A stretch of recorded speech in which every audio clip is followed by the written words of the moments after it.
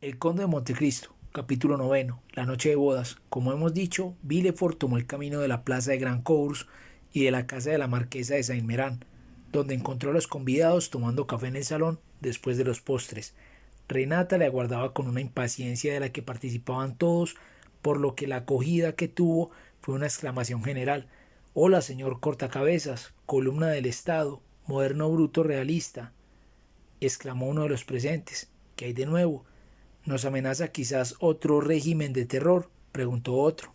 «¿Ha salido de su caverna el ogro de Córcega?», añadió un tercero. «Señora marquesa», dijo Villefort, acercándose a su futura suegra, «vengo a suplicaros que me perdonéis.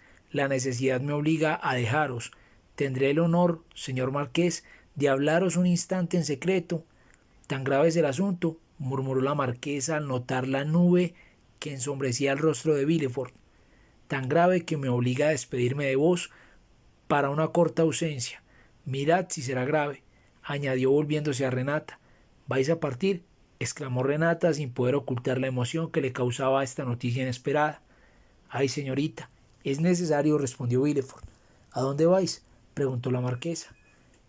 «Es un secreto, señora. Sin embargo, si alguno de estos señores tiene algo que mandar para París, sepa que un amigo mío que está a sus órdenes partirá esta misma noche». Todos se miraron unos a otros. «¿No me habéis pedido una entrevista?», preguntó el marqués. «Sí, pasemos, si os place, a vuestro gabinete». El marqués cogió del brazo a Villefort y salió con él. «Vamos, hablad». «¿Qué es lo que ocurre?», exclamó el marqués cuando llegaron al gabinete. «Cosas que creo de alta importancia y que exigen que me traslade a París inmediatamente. Ante todo, marqués, y perdonadme lo indiscreto de la pregunta que os hago, ¿tenéis papel del Estado?». «Tengo en papel toda mi fortuna, unos 600 o 700.000 francos». «Pues vendedlo enseguida, o de lo contrario os vais a ver arruinado». «¿Cómo queréis que desde aquí lo venda? ¿Verdad que tenéis un corresponsal banquero?». «Sí». «Dadme una carta para él, encargándole que venda esos créditos sin perder tiempo». «Quizás llegaré tarde». «Diablo», exclamó el marqués. «Entonces no perdamos ni un minuto». Y sentándose a la mesa se puso a escribir a su banquero una carta encargándole que vendiera a cualquier precio. «Ahora que tengo esta carta», dijo Villefort, guardándola cuidadosamente en su camera, «necesito otra». «¿Para quién?». «Para el rey». «¿Para el rey?». «Sí. Pero yo no me atrevo a escribir directamente a su majestad. Tampoco os la pido a vos, sino que os encargo que se la pidáis al señor de Salviox. Es necesario que me dé una carta que me ayude a llegar hasta el rey sin las formalidades y etiquetas que me harían perder un tiempo precioso. Pero no podría serviros el guardasellos de intermediario. Tiene entrada en las Tullerías a todas horas». «Sí, mas no quiero partir con otro el mérito de la nueva de que soy portador, ¿comprendéis? El guardasellos se lo apropiaría todo, hasta mi parte en los beneficios. Baste, marqués, con que esto digo. Mi fortuna está asegurada si llego antes que nadie a las Tullerías, porque voy a prestar al rey un servicio que jamás podrá olvidar. En ese caso, amigo mío, id a hacer vuestros preparativos mientras hago yo que Salviox escriba esa carta. No perdáis tiempo. Dentro de un cuarto de hora tengo que estar en la silla de postas. Haced parar el carruaje en la puerta. Me disculparéis, ¿no es verdad?, con la señora marquesa y con Renata, a quien dejo en ocasión tan grata con el más profundo sentimiento. En mi gabinete las encontraréis a la hora de vuestra partida. Gracias mil veces. No olvidéis la carta». El marqués llamó y poco después se presentó un lacayo. «Decid al conde de Salviox que le espero aquí. Ya podéis iros», continuó el marqués dirigiéndose a Villefort. «Bueno, al instante estoy de regreso». Y Villefort salió de la estancia apresuradamente, pero ocurriósele al llegar a la calle que un sustituto del procurador del rey podría ocasionar la alarma de un pueblo con que se le viese andar muy deprisa. Volvió pues a su paso ordinario, que era en verdad digno de un juez. Junto a la puerta de su casa parecióle distinguir una cosa como un fantasma blanco que le esperaba inmóvil. Era la linda catalana, que al no tener noticias de Edmundo, iba a enterarse por sí misma de la causa del arresto de su amante. Al acercarse Villefort salióle al paso destacándose de la pared en que se apoyaba. Como Dantes le había hablado ya de su novia, Nada tuvo que hacer Mercedes para que la reconociera. Villefort, sorprendido de la belleza y dignidad de aquella mujer, y cuanto le preguntó el paradero de su amado, le pareció que él era el acusado y ella el juez. El hombre de quien habláis, dijo Villefort, es un gran criminal, y en nada puedo favorecerle, señorita. Mercedes lanzó un gemido y detuvo a Villefort al ver que éste intentaba proseguir su camino. Pero decidme al menos dónde está, para que pueda siquiera informarme de si vive aún o ha muerto. Ni lo sé, ni eso me atañe a mí, respondió Villefort, y molestado por aquellos ojos penetrantes y aquel ademán de súplica, rechazó Villefort a Mercedes, y entró en su casa cerrando apresuradamente la puerta y dejando a la joven entregada al dolor y a la desesperación. Pero el dolor no se deja rechazar tan fácilmente. Parecido a la flecha mortal de que habla Virgilio, el hombre, herido por él, lo lleva siempre consigo. Aunque había cerrado la puerta, al llegar Villefort a su gabinete, sintió que sus piernas flaqueaban, y lanzando más que un suspiro, un sollozo, dejóse caer en un sillón. Entonces brotó en el fondo de aquel pecho enfermo el primer germen de una úlcera mortal. Aquel hombre sacrificado a su ambición, aquel inocente que pagaba culpas de su propio padre, apareciósele pálido y amenazador, acompañado de su novia, pálida como él, y seguido del remordimiento, no del remordimiento que hace enloquecer al que lo sufre como en los antiguos sistemas fatalistas, sino de ese sordo y doloroso golpetear sobre el corazón, que a veces nos hiere como el recuerdo de un crimen casi olvidado, herida cuyos dolores ahondan la llaga que nos conduce a la muerte. El alma de Villefort todavía vaciló un instante. Había pronunciado muchas sentencias de muerte sin otra emoción que la de la lucha moral del juez con los reos, y aquellos reos, ajusticiados gracias a su terrible elocuencia, que convenció al jurado y a los jueces, no puso en su frente una sola arruga, porque aquellos hombres eran criminales, por lo menos en la opinión del sustituto. Mas ahora variaba la cuestión. Acababa de aplicar la reclusión perpetua a un inocente que iba a ser feliz, arrebatándole la felicidad y además la libertad. Ya no era juez, era verdugo.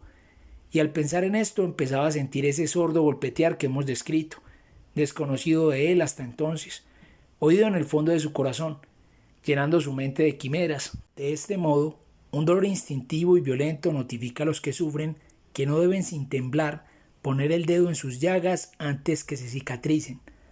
Pero la de Villefort era de esas que no se cicatrizan nunca, o que se cierran aparentemente para volver a abrirse más enconadas y dolorosas. Si en esta situación la dulce voz de Renata le hubiera recomendado clemencia, si entrara la bella Mercedes a decirle, en nombre de Dios, que nos ve y nos juzga, devolvedme a mi prometido, oh, si aquella voluntad doblegada al cálculo hubiese cedido, y sin duda con sus manos frías, a riesgo de perderlo todo, hubiera firmado inmediatamente la orden de poner a Dantes en libertad. Sin embargo, ninguna voz le habló al oído, ni se abrió la puerta, sino para el criado que vino a anunciarle que los caballos estaban ya enganchados a la silla de posta. El sustituto se levantó, o mejor dicho, saltó de la silla como aquel que triunfa de una lucha secreta, y corriendo a su bufete, puso en sus bolsillos todo el oro que encerraban sus cajones. Luego dio por la estancia 2 o 3 vueltas con las manos en la frente, articulando palabras sin sentido, hasta que los pasos de la ayuda de cámara que venía a ponerle la capa le sacaron de su éxtasis, y lanzándose al carruaje, ordenó lacónicamente que parara en la calle de Grandcours, en casa del marqués de Saint-Méran. El infortunado Dantes estaba condenado. Como le había prometido el señor de Saint-Méran, Renata y la marquesa estaban en su gabinete. Al ver a la joven tembló el sustituto, porque pensaba que le pediría de nuevo la libertad del preso. Pero ay, que es forzoso decirlo para afrenta de nuestro egoísmo. La linda joven solo pensaba en una cosa, en el viaje que Villefort iba a emprender. Le amaba, y Villefort iba a partir en el mismo instante en que habían de enlazarse para siempre, y sin anunciar cuándo volvería. En vez de compadecer a Edmundo, Renata maldijo al hombre que con su crimen la separaba de su amado, que era entre tanto de Mercedes. La pobre había encontrado a Fernando en la esquina de la calle de la Logia, a Fernando que había seguido sus huellas y volviendo a los catalanes, se arrojó en su lecho moribunda y desesperada, de rodillas y acariciando una de sus heladas manos que Mercedes no pensaba en retirar. Fernando la cubría de ardientes besos, ni siquiera sentidos de ella. Así transcurrió la noche. Cuando no tuvo aceite, se apagó la lámpara, pero Mercedes no advirtió la oscuridad, como no había advertido la luz. Hasta la aurora vino sin que ella la advirtiese. El dolor había puesto en sus ojos una venda que no la dejaba ver más que a Edmundo. «Ah, ¿estáis aquí?», exclamó al fin, volviéndose a Fernando. «Desde ayer no os he abandonado un momento», respondió éste lanzando un suspiro. El señor Morrel, por su parte, no se había desanimado. Supo que antes, después de su interrogatorio, fue conducido a una prisión, y entonces corrió a casa de todos sus amigos y con todas aquellas personas de Marsella que gozaban de alguna influencia, pero ya corría el rumor de que Dantes había sido preso por agente bonapartista. Y como en esa época hasta los visionarios tenían por insensatez cualquier tentativa de Napoleón para recobrar su trono, el buen Morrel, acogido con frialdad de todos, regresó a su casa desesperado, aunque confesando que el lance era crítico y que nadie podría disminuir su gravedad. Caderousse también se había inquietado mucho por su parte. En lugar de revolver el mundo como Morrel, en vez de hacer algo por Edmundo, encerróse con 2 botellas en su cuarto e intentó ahogar su inquietud por medio de la embriaguez. Pero en la situación moral en que se hallaba, era poco 2 botellas para hacerle perder el juicio.